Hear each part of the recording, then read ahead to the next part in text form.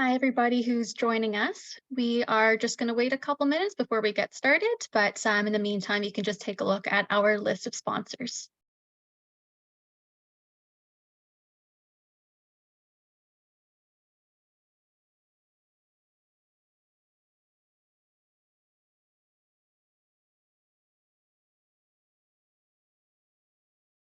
I see we're up to 50 participants. Hi, everybody.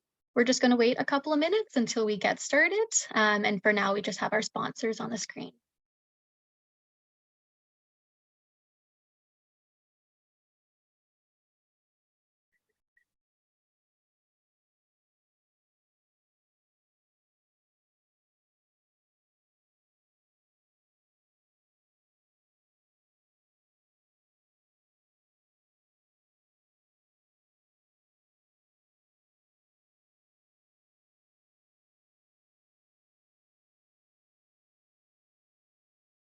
Hi, everyone. We're just going to wait a couple minutes until we get started.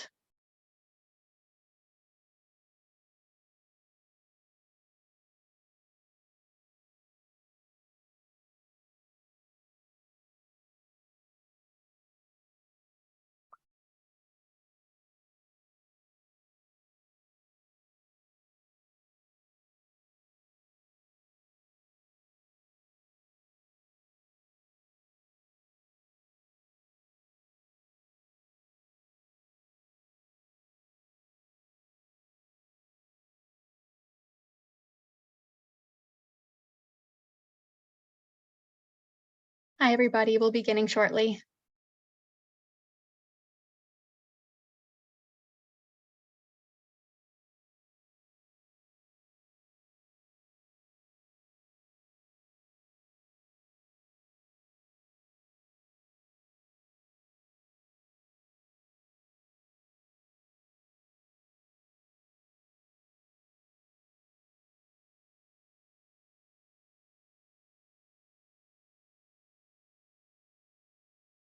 Hello, everybody, and good afternoon. Thank you for joining us for the final noon hour webinar for the Kentville Winter Woodlot Conference. My name is Olivia, and I'm the Communications Coordinator with the Ontario Woodlot Association, and I'll be moderating today's session. We have already had 3 excellent webinars, which are available on the YouTube channel for Ontario Woodlot Association, and we're looking forward to our final talk today with Owen Clarkin, who is Vice President of the Ottawa Field-Naturalists Club. John and I were just talking today about how we don't know very much about red spruce, so we're really looking forward to your talk, Owen. But before we get started, I'd just like to thank the committee who organized the conference, led by Dorothy Hamilton and other folks of the Stormont, Dundas, and Glengarry Woodlot Association, who have strong ties with the Eastern Ontario Model Forest, which is very much integrated with the Ontario Woodlot Association. Lastly, thank you to all of our sponsors who are up on the screen, who made this event possible. And just a few housekeeping items before we get started. There will once again be a question and answer period at the end of today's talk. And as you have questions, you're welcome to type them into the Q&A box. There's also a chat box, but we'd prefer if you entered your questions into the Q&A. And now I'd like to turn it over to Ian Cochran, who's going to introduce our speaker. Hello, can you hear me? Perfect. Yeah. Okay, I have the pleasure of introducing Owen Clarkin today. As Olivia mentioned, he's the Vice President of the Ottawa Field-Naturalists Club and also the Chair of the Conservation Committee.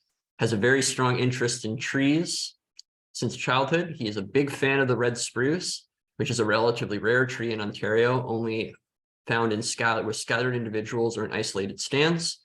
His independent research on red spruce won an award from Ontario Nature in 2020.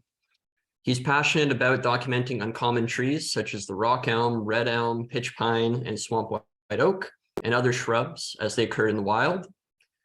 He's also passionate about observing the naturalization of exotic trees and shrubs and trying to catch them before they escape. Winter botany is also another one of his passions. A numerous amount of photos and shrubs have been taken and posted on the citizen database iNaturalist. And he's originally from Russell, Ontario, but living in Ottawa, married with 2 kids, who also support his love of nature. So take it away as soon as you're ready. Thanks, everyone. Thanks, Ian. Happy to be here. I'll share my screen. Hopefully everything appears beautiful and clear. Guys can see that okay? Okay, great. I'm getting thumbs up, so that looks promising. Can you see my cursor too? I might use that a little bit. Okay, awesome. Excellent. Okay, yeah, so I've titled my talk today, Red Spruce in Eastern Ontario, no longer hiding in plain sight. And the idea of that is really kind of just what it sounds like, right?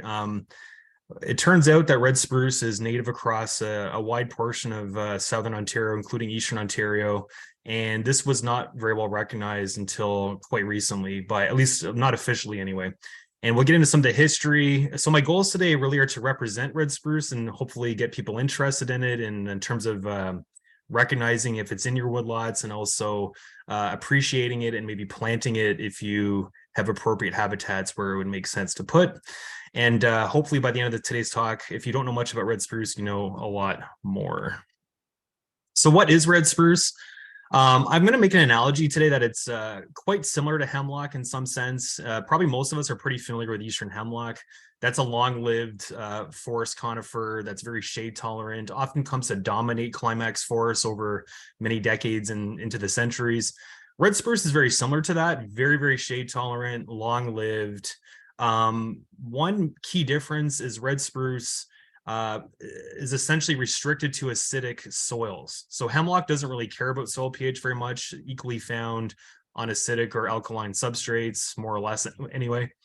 Red spruce, as far as researchers have determined in the past from careful study, is essentially requires acidic soil. So if you have alkaline kind of limestone outcrops and that sort of thing, not likely going to find it. So much of Eastern Ontario actually is rather alkaline in soil pH, and you're not really expecting to find much red spruce on those particular soils. However, on acidic or lower pH soils, it can be just as dominant as hemlock, if not even more in some sites. So in terms of some of the associates, I have here red maple underlined. That's because in Eastern Ontario, we have mostly second, third, fourth growth forests, not really almost no old growth forest. And red maple is well known for, I guess, liking acidic, lower pH kind of soils. Compare that to sugar maple, which is usually on alkaline soils. And it's also, it's very likely to come back via sprouting and reseeding and persistent climax forests if you do kind of cutting. So it's in young forests, it's in mid-successional forests, and it's also in older forests. So red maple, I can't take a photo of a red spruce in Eastern Ontario and not have a bunch of red maples basically beside it. So that's a key species to look for. Also key, white pine, like large natural growth white pines is also a good sign if it's with red maple. Hemlock, balsam fir, yellow birch, beech. For shrubs, blueberries, mountain holly, American mountain ash, striped maple, wild raisin viburnum, chokeberry. Basically, I'm just going to say like the low pH forest community. For habitats, red spruce is actually rather tolerant of a bunch of habitats in terms of at least moisture gradient. You can find it on uplands such as sandy ridges where it may not be really dominant, but it can be a significant part of a stand.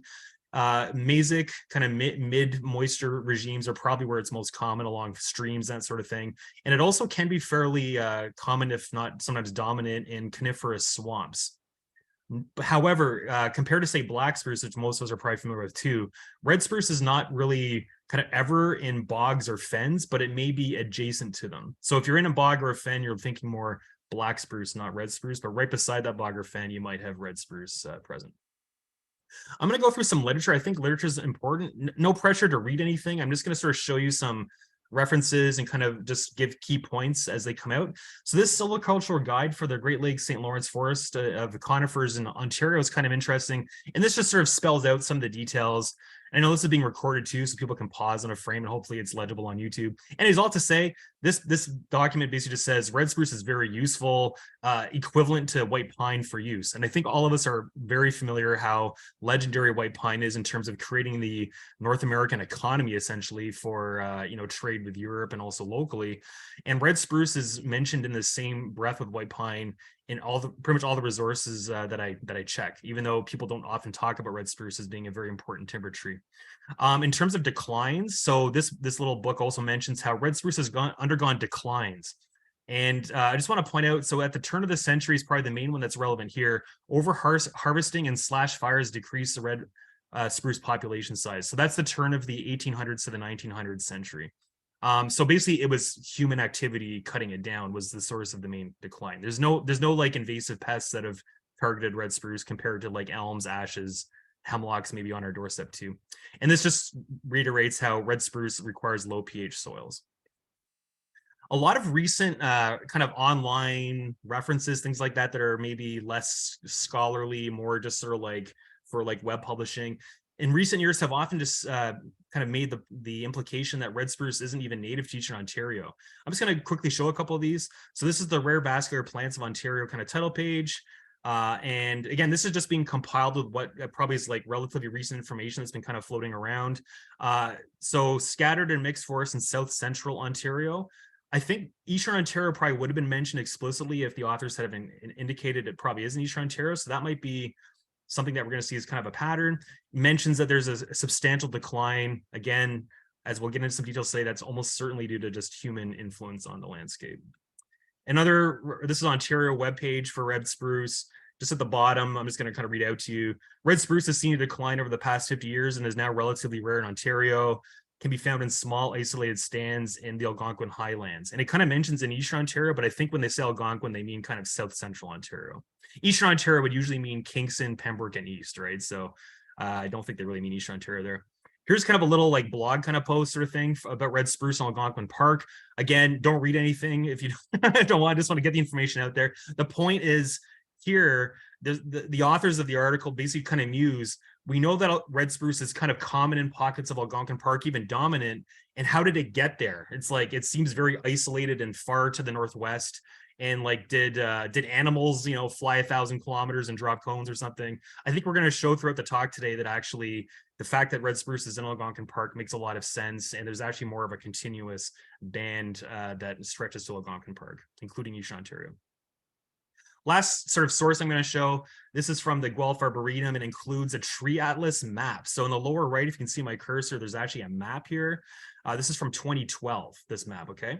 And this is going to show basically anything that's not gray or green suggests that red spruce is known to be present. And so Algonquin Park here, basically North Bay, a little bit to the between Algonquin Park and Georgian Bay, nothing in Eastern Ontario, okay? Now I'm going to compare to a historic reference. So here we have that 2012 Ontario Tree Atlas, and here we have Alan Gordon's is kind of the beginning of his seminal work. So Alan Gordon is essentially the man when it comes to, or like, the lead scientist who showed that red spruce is in Ontario in the mid 20th century and wrote a series of articles about the science of red spruce, like the biology of red spruce, but also from the perspective of what's going on in Ontario. I'll just point out some of the 2012 reference shows just basically Algonquin, North Bay, and like a little pocket by Georgian Bay, whereas the 1957 reference shows, kind of the Highway 41 corridor, Bon Echo Park, Gloucester Township, kind of southeast Ottawa, across the Ottawa River and Gatineau, and the Quebec side. So we knew decades before this Ontario Tree Atlas came out that actually the literature had shown that red spruce was actually known and documented by the kind of premier scientists who studied it in Ontario. And that somehow got missed in terms of kind of the web age posting kind of the Ontario Tree Atlas, which is kind of interesting. So who is Alan Gordon? This is the gentleman here. Unfortunately, I never got a chance to meet Alan Gordon. His life kind of stretched just before, I guess, my interest in terms of red spruce really got piqued. But in terms of a literature, source, he left a lasting legacy of high quality articles and younger colleagues who've kind of carried the tradition on as well. So if you don't know anything about Alan Gordon or much about him, I recommend just looking him up. Very interesting character. Here he is climbing a tree probably in the 1980s to get cones at the top of the tree, and just incredible literature that he's also left that we can learn from.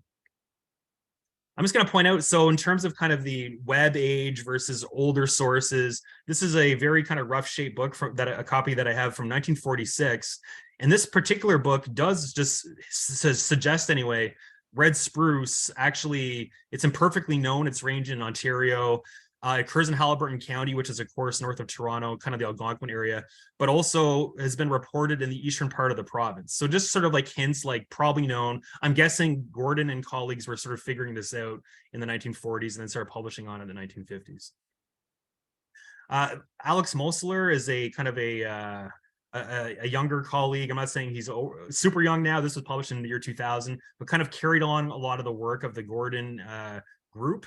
And here shows a distribution map of red spruce, and again, including that Gloucester Township kind of Ottawa population, the Algonquin Park populations, and also the North Bay stand as well.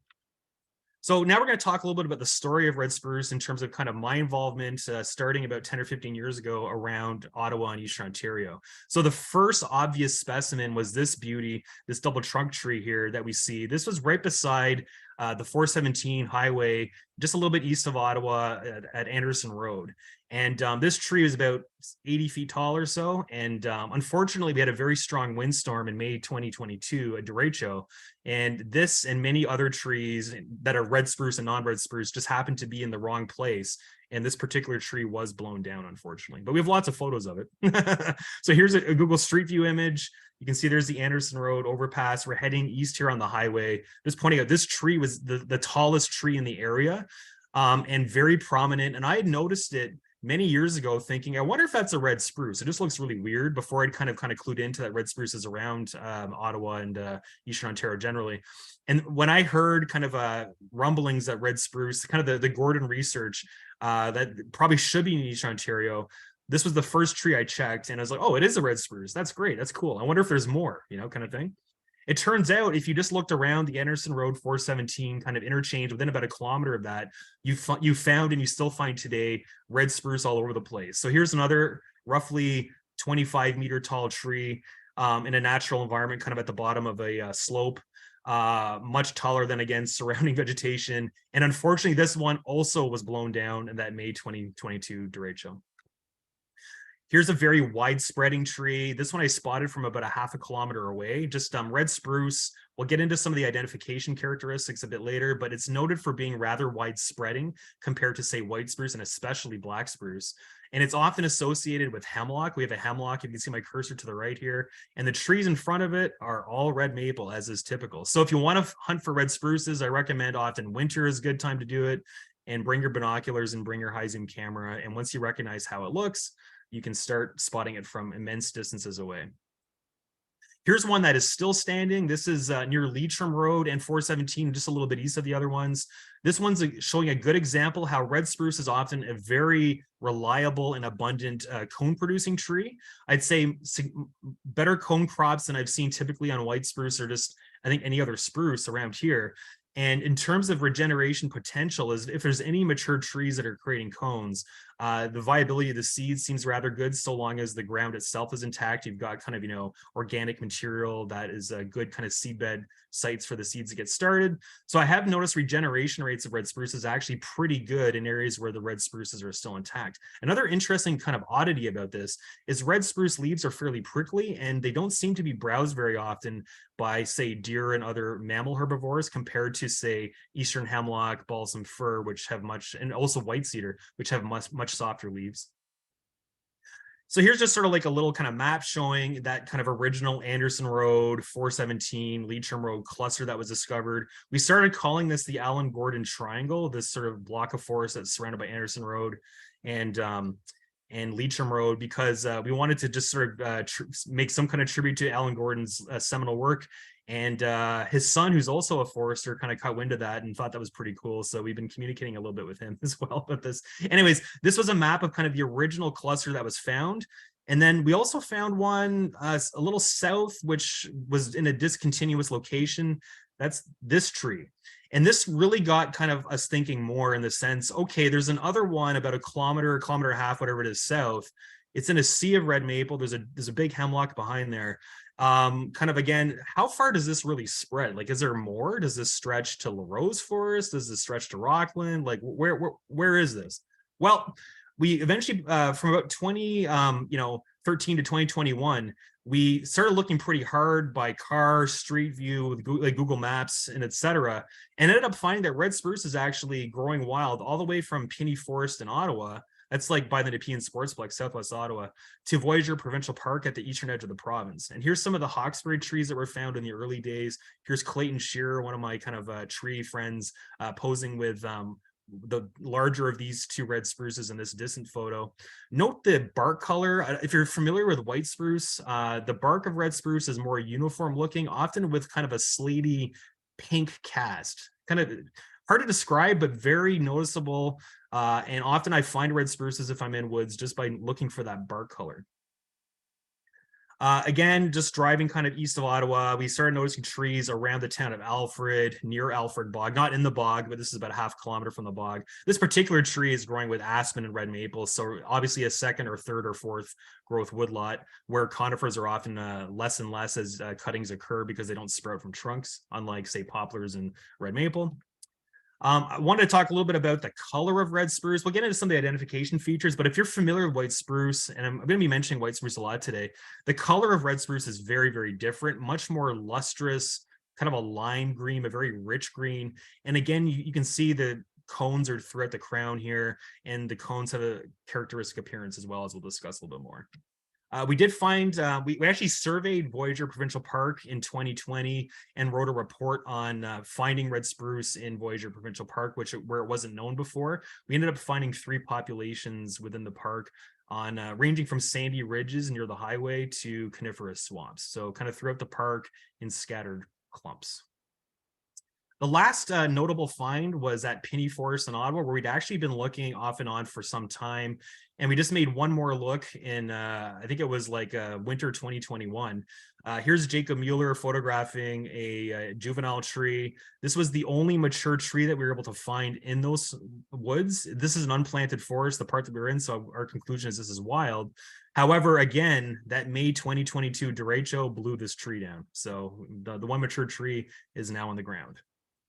Okay, in terms of that work of surveying, we ended up basically creating this map. So this map shows red spruce observed by me in the near eastern Ontario that I've seen and photographed kind of on the ground. So I'm including just a few sites in Quebec where it's surely more abundant and easier to find, kind of overall. So here at the top right, we've got Lac Louisa, we've got the Canuck Nature Sanctuary here, Gatineau Park, including kind of the northwest part of Gatineau Park. There's a bit of a gap here, a very kind of alkaline soils, I guess, including the Shield, which has a lot of marble on it in this region. As you get a bit further west towards the Highway 41 corridor by Denby, red spruce, again, is fairly easy to find. For example, the Rose Hill Nature Preserve.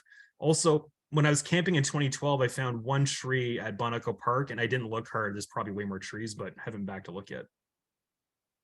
In Eastern Ontario, we don't tend to have much, there's like granite and things like a Canadian Shield, especially kind of east of Ottawa. So in terms of like the Ottawa and East populations, they're not on rocky substrates because most of our rock in our area is actually limestone, which again is not suitable for red spruce in terms of its pH preferences.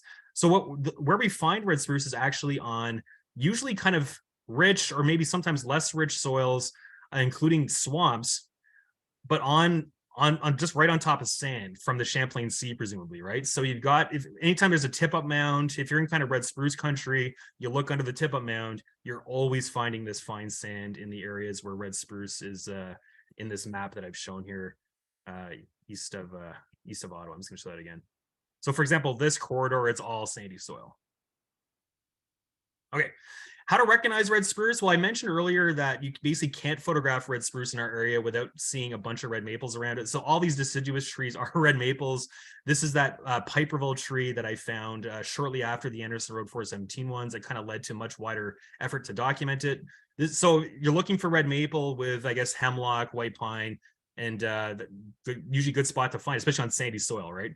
Red maple also likes sandy soils, likes lower pH soil. So when red maple dominates over sugar maple, you can start thinking maybe I'm in red spruce country in Eastern Ontario. The growth form of red spruce, this is right beside Voyageur Provincial Park along the 417 highway. This particular tree, at least on the side at the edge of the woods, is showing a very, pardon me, clicking my mouse, go back to that one. Oh, hang on. There we go. So showing a very pyramidal outline. So red spruce is notable for having branching that is much wider spreading on average than say white spruce, and much more wide spreading than say black spruce, which is of course known for its narrow crowns. So I'd say sort of like Norway spruce, which most of us are somewhat familiar with, but smaller in all dimensions. The cones are much smaller. The branches, you have like large individual branches that are spreading.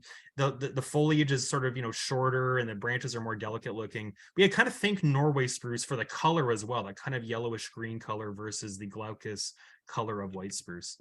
Here's an old growth specimen on the Quebec side, just across the Ottawa River at Lac Louise, Quebec. Again, this tree is about 90 feet tall. Note the just sort of very broad crown with many individual large branches spreading in the upper third of the tree. Thick trunk with a lot of self pruning showing the age of the tree. The tree is also leaning, which is another sign of advanced age. And you're not going to see many trees this size or kind of age in Eastern Ontario, where most of our forests are, like I said earlier, second growth or younger. This is that same Lac Louise tree, just different angles. Again, notice the kind of rich yellowish green color. And looking up from below, you just see how many individual branches spread quite some distance from the trunk of the tree, this would be very unusual looking if it was a white spruce. This is that original Anderson Road 417 tree. Red spruce is notable for having kind of tiered branching that often turns up at the tips. So again, you see how you've got long individual branches that spread quite some distance, which would not be typical of white spruce, especially in the upper parts of the crown. And again, here's a tree on a outlook in Gatineau Park, and you can see again, long branch, lots of apical dominance. White spruce, which is be the main kind of confusing tree for some people, would be much bushier looking. Bark, I mentioned earlier how the bark often has kind of a pinkish cast. These are two trees that are in the Anderson Road 417 area. This particular one's rather dark looking. Some of them are kind of just sort of black cherry like dark. This one had a bit of the pinkish cast, but not so easy to see in the lighting that's there. Again, typical appearance on the left, but this is what I'm kind of talking about if you can see this on the right. Here, there's 1, 2, 3, 4 red spruces growing at Voyageur Provincial Park, and very pink color. And white spruce can be pinkish looking too, but it's more warmer tones, more browns, and a more mottled looking, where there's like darker and lighter spots. Red spruce tends to be much more uniform looking in terms of the bark appearance. Again, I mentioned earlier how the cones, red spruce tends to be very prolific at producing cones. Just going to show a few examples. The cones are small and sort of egg-shaped. We'll have a comparison later to show them compared to white spruce. I wanted to mention the color. The color of red spruce cones tends to be a distinctive orangey reddish brown when they're at kind of a certain level of maturity. Basically, after they've turned from green when they're really young, before they turn kind of woody brown as they get really old, for about 6 months to maybe 9 months or more, they have this sort of orangey brown appearance, which can be very conspicuous from great distances away. So here's a set of older cones here at the top, but again, notice just sort of the shapes of them. They're too short and too wide to look like they're white spruce cones. Black spruce cones would look fairly similar, but they would be even shorter, relatively speaking. And black spruce, of course, retains cones near the center of the tree, which red spruce does not. So black spruce will retain cones, sort of like jack pine, for many years near the center of the tree. Here's again another fairly typical color on a cloudy day. Again, this is more of a yellowish brown, I guess, but lustrous green foliage, clusters of cones everywhere. You see almost every red spruce looks like that if you look at the top of them from far away. And here's just a collection of cones that I found on the ground. This was actually from some of the Lac Louise trees, and I think squirrels had clipped them off. Again, showing that color, which you don't tend to see so much on white spruce.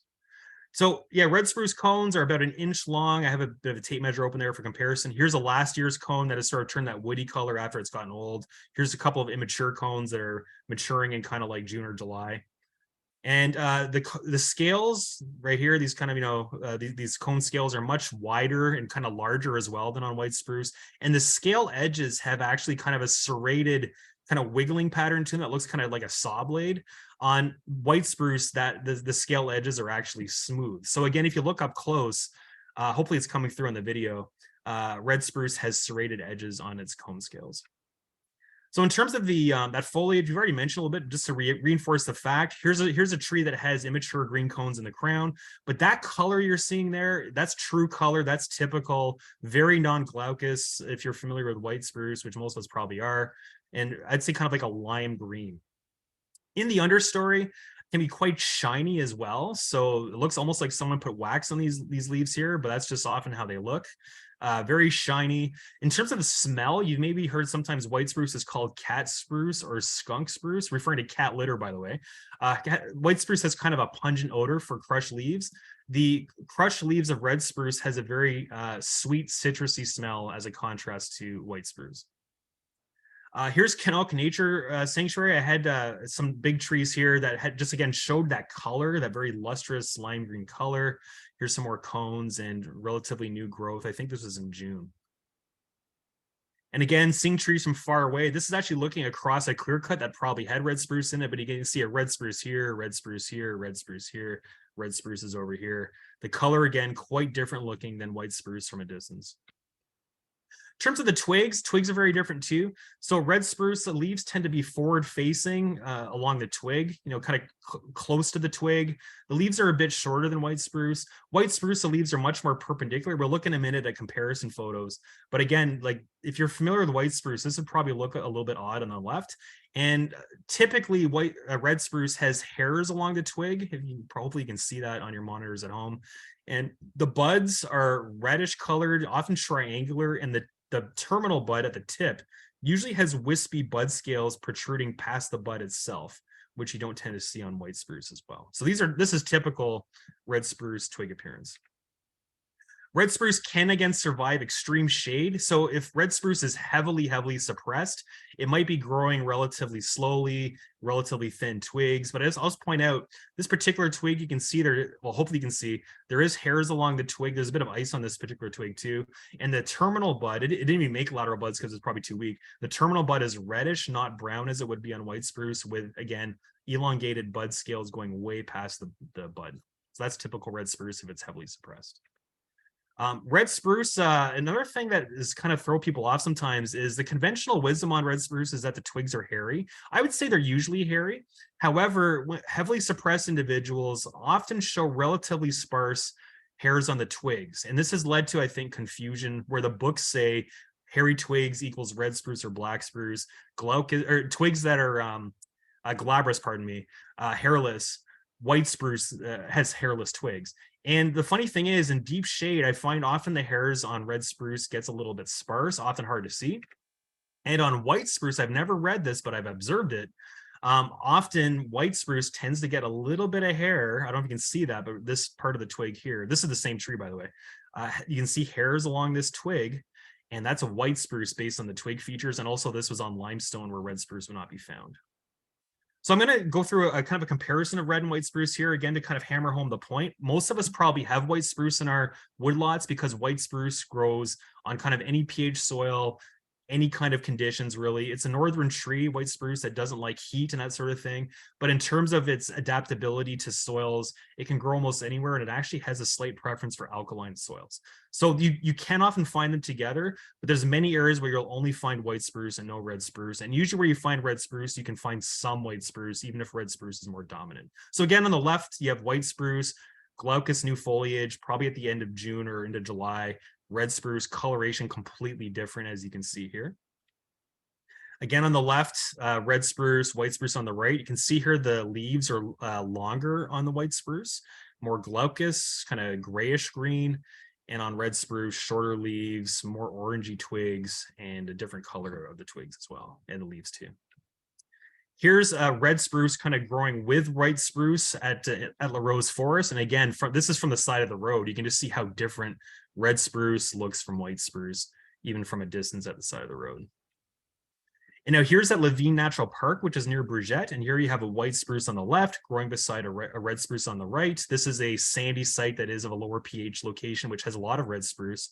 So red spruce, you can probably tell just the overall look seems to be more dense. The lower branches are kind of well preserved. On white spruce, you've got dead branches at the bottom here because white spruce is not particularly shade tolerant and often looks kind of spindly and kind of sick often if it's in heavy shade. This shade here is probably intermediate. This isn't a forest, but not kind of under, extreme hemlock shade or something. Let's have a look at a few more photos of these particular two trees here. So on the left now, I'm holding a twig of that white spruce right beside the red spruce. Again, you can see The white spruce leaves are longer. I would say they're oriented more perpendicular to the twig direction. Red spruce on the right, the leaves are a different color, they're shorter, they're more directed towards the tips of the twigs as well. This is the same two twigs again, just looking even closer. I'd say that looks pretty different. And here's a kind of an extreme close view. So on the left, you've got white spruce. You have brown buds on white spruce. They're kind of like always brown, shall we say. This particular white spruce is following the book guidance, and it is a hairless twig. The leaves, again, are oriented rather perpendicular to the twig. This is fairly typical white spruce appearance. On the right here, we've got red spruce, very hairy twig on this individual. The leaves are oriented more towards the tip of the twig. The buds are reddish colored, and that terminal bud again has these kind of wispy scales going past the terminal bud where it stops. The cones of the two species, here I use a Latin, sorry for not changing that to the white spruce, red spruce. So Pasea glauca on the left, that's white spruce. Pasea rubens on the right, that's red spruce. Again, if you have the cones kind of side by side, there's really no comparison. They're rather different. White spruce cones are much longer proportionally. Usually they are also just longer and thinner. And the scales themselves, there's more scales that are smaller. The scale edges themselves are not jagged. On red spruce, more egg-shaped, shorter cones, fewer scales, and the scale edges are often kind of jagged like a saw blade. Okay, just some other spruces I'm just going to mention. Again, you don't have to read this stuff. I'm just going to kind of read it for you. So Norway spruce, probably most of us are familiar with that. That's very commonly planted. It's an exotic species. That looks fairly similar to red spruce. It has sort of similar tiered branching. It has the similar leaf color. But the cones, if you're familiar with them, right, they're very large. They're almost the size of like a banana. The leaves are longer and thicker with a swelling usually at the base. The twigs are usually hairless like white spruce on Norway spruce. The leaves are sharp, the buds are larger, and they're brown. I said browner, but they're really just brown. Norway spruce is very often planted, and it's also commonly naturalized in our forests near where it's planted. Black spruce, this one is virtually restricted to bogs and fens in our area, rarely planted, has a very narrow form, somewhat similar to balsam fir, shorter glaucous foliage, dark, very hairy twigs, smaller, even rounder cones.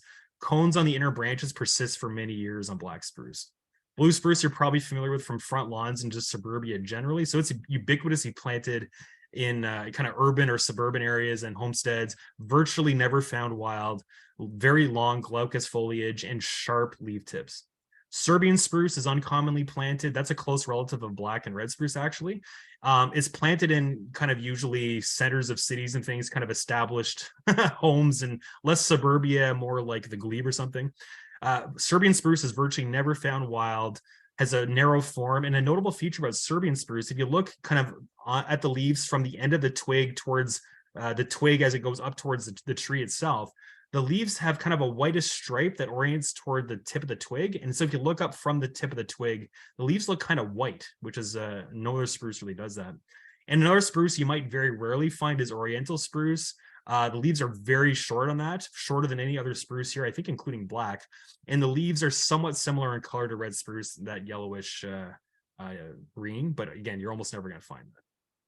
Okay, now in terms of this decline that we heard about for red spruce, I'm going to talk a little bit about kind of the history of forestry in Ontario, and then we're going to go back to some of the work by Alan Gordon. So I don't know how many of you know this, but we actually have pretty good records on 19th century and even later clear cutting than many people realize. So I'm just showing the title page of forestry reports. If you combine these various reports, this is hundreds of pages of reading, and they're all available on Google. At least they were when I downloaded them.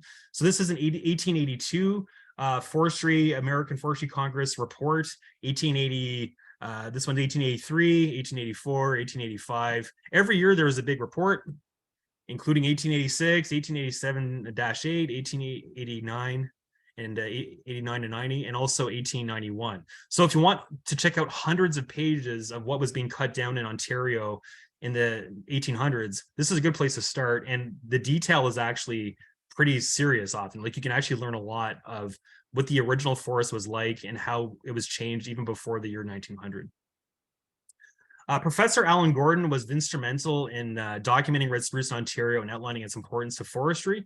So again, just some some ideas for reading. This is that 1957 article that I showed earlier, talking about basically summarizing red spruce in Ontario and showing, here's a photo of white spruce showing a more bushy crown appearance than you would typically see on red spruce.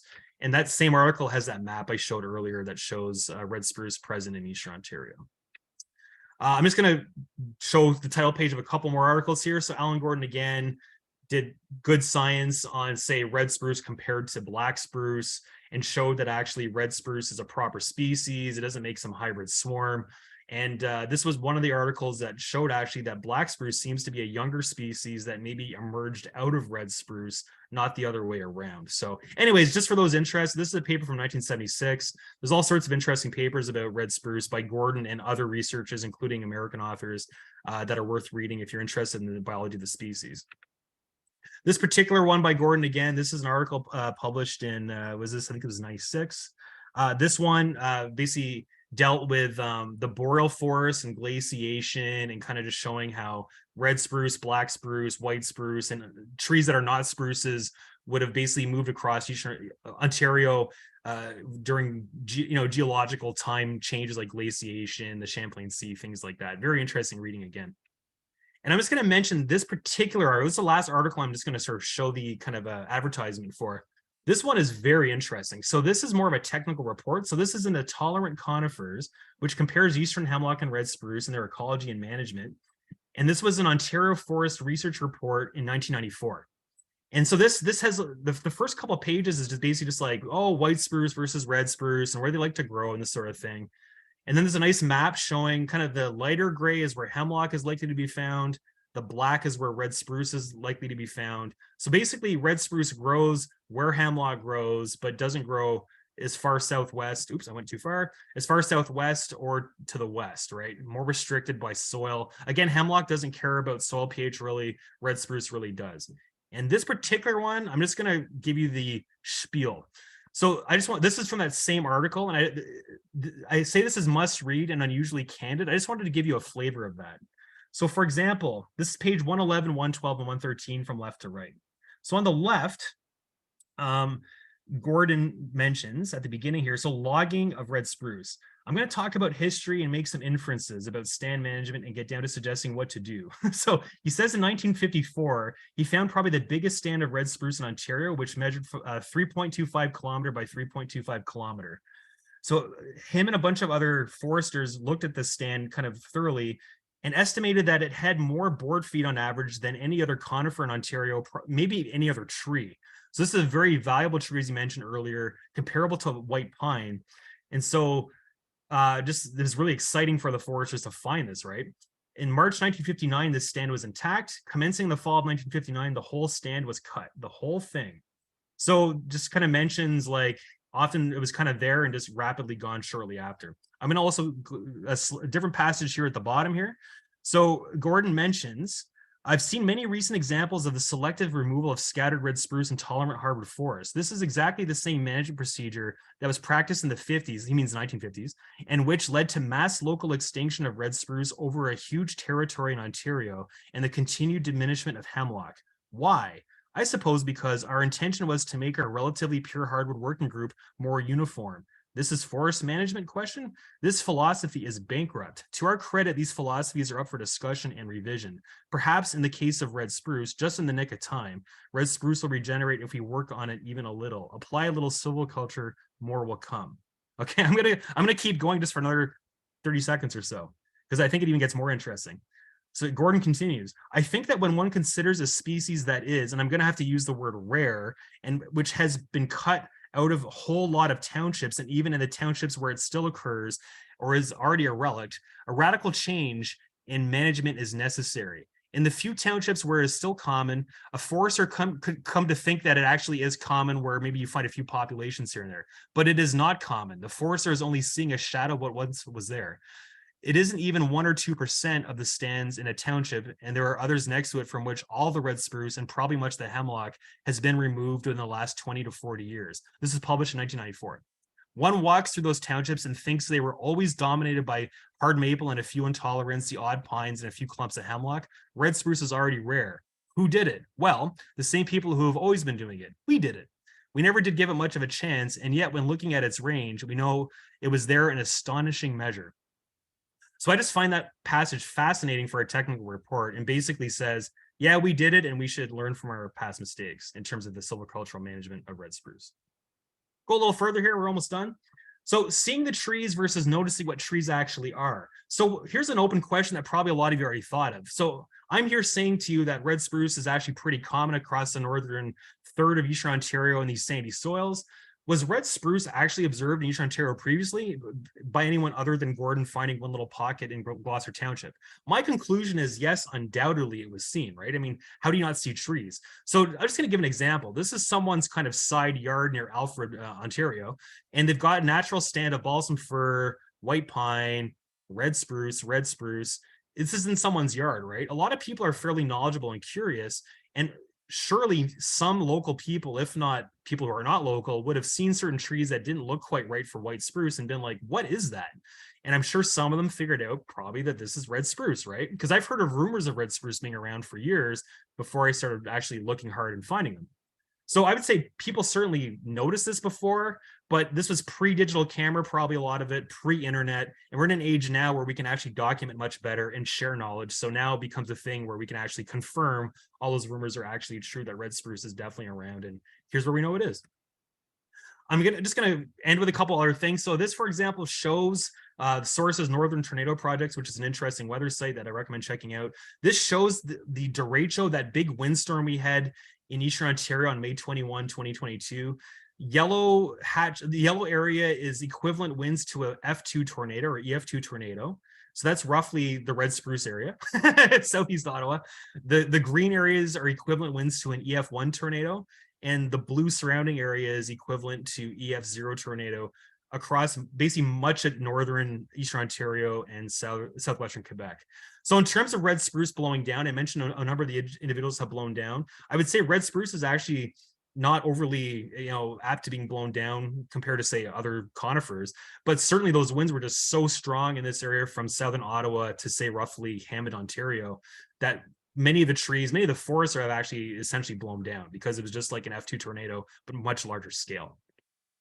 I'm also going to mention that the Red Spruce project that we completed was sort of a race against time. So there's so much clear cutting occurring. This is an interesting website, Global Forest Watch, if you've never seen it, shows green color is where forests are kind of standing today. Pink shading is where forests were lost between time periods that you can set. This is from 2001 to 2021. If you zoom in a lot of areas, you'll see that actually there's quite a bit of pink. Large blocks of forests are actually coming down. Maybe this is even accelerating into the present day. So it was sort of a bit of a race against time with a lot of deforestation that's occurring because red spruce is, for example, very common in this block of forest north of LaRose Forest. And look how much pink you see in there, right? It's yeah, we wanted to find them before they were maybe gone. I'm going to mention too, is this just red spruce or possibly other questions? So for example, that friend I showed earlier who was posing beside a red spruce, Clayton Shearer, he noticed in 2022, there was one mature swamp white oak that looked to be quite wild near Oak Valley, which is an interesting name for a place, Ontario, which is south of Winchester. I subsequently went and looked pretty hard in that general area and found that there's an 11.5 kilometer stretch along the South Nation River where swamp white oak appears to be native and just growing. And I don't think this was really well known before. So for example, here's an old tree at Castbridge, Ontario, near Highway 31. And here's a mature tree near Brinson, Ontario. And these kind of more or less bookend that population. So this one's at the southwest edge of the population that we found, and the Castbridge tree is at the northeast end of the population. So again, what else do we not know, right? So swamp white oak also appears to have been at least officially missed south of Winchester. In terms of identification, like what kind of tree am I looking at? I'm just going to note, I recommend people, use their common sense and think a little bit. And I'm just going to mention how a lot of online resources can be kind of sketchy.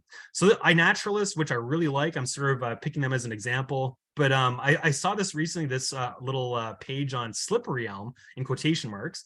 And just the 3 leaf photos that you see here are actually all American elm. So just take the kind of point that iNaturalist is very good for everything, really. And there's a lot of properly identified trees on there, including the elms.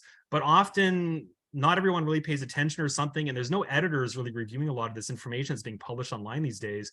And there's 0 for 3 on accuracy for their leaf photos, which is a little odd to see.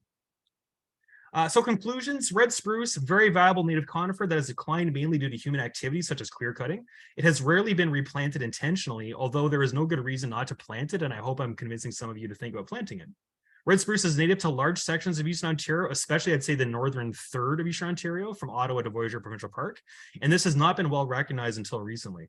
The importance of red spruce may actually increase in coming years as well. Compare, for example, to its sister species, hemlock, of which hemlock woolly adelgid, a major invasive species, is on our doorstep moving from the south to the north and may actually kill off our hemlocks, hopefully not, but it may in coming years and decades. And white spruce, which is more of a boreal species, I would argue it seems to be declining already from kind of hot summers climate change, and red spruce, which is more of a southern species, seems less sensitive to warmer summers and climate change we're seeing so far. Just my anecdotal observations anyway.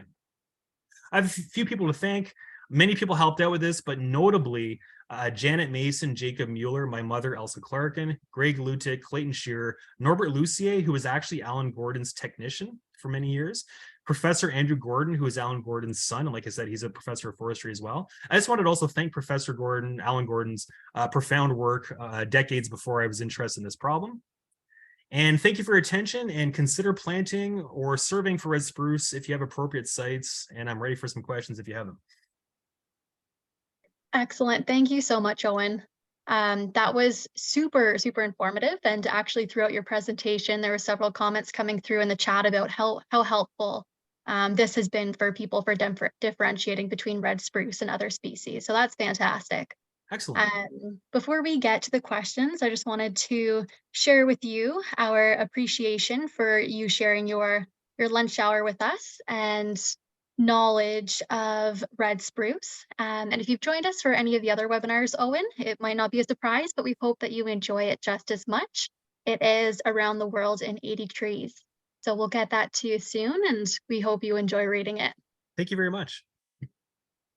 I will stop sharing now. We've got lots of questions coming in through the Q&A chat. So I'll start with a couple of these.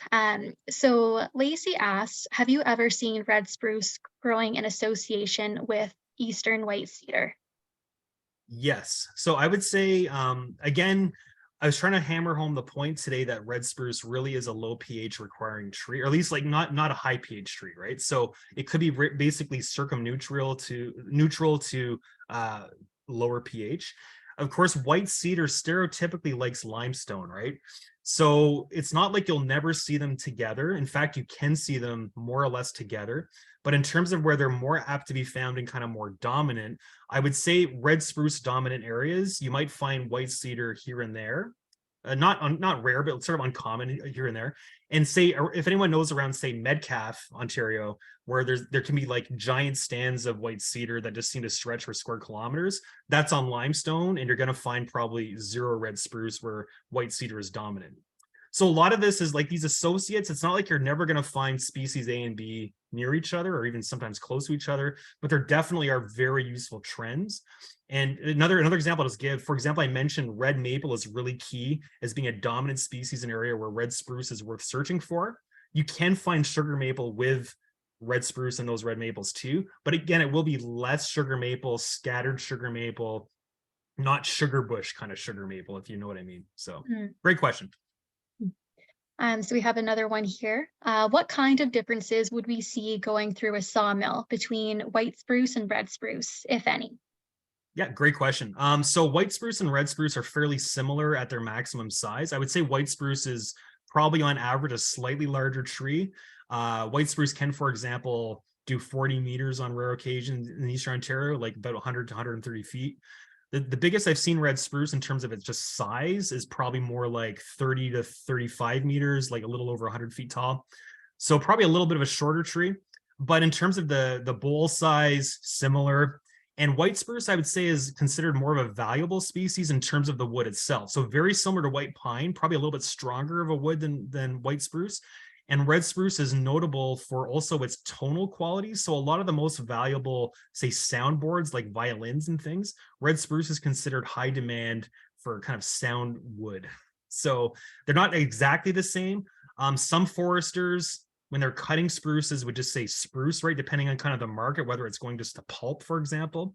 But red spruce does have more specialty uses and is a higher quality wood overall than white spruce. Interesting. That's really interesting to know. Thank you.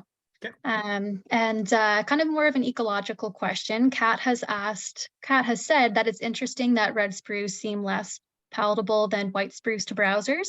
And so she's asked, how did red spruce fare against spongy moth? I'd say very well. So the spongy moth, as was known, kind of, was it 2 years ago, was a very bad outbreak where most of the oaks were defoliated, many of the apples, some white pines and hemlocks as well, right? I didn't notice any significant defoliation of spongy moth on red spruce during that outbreak.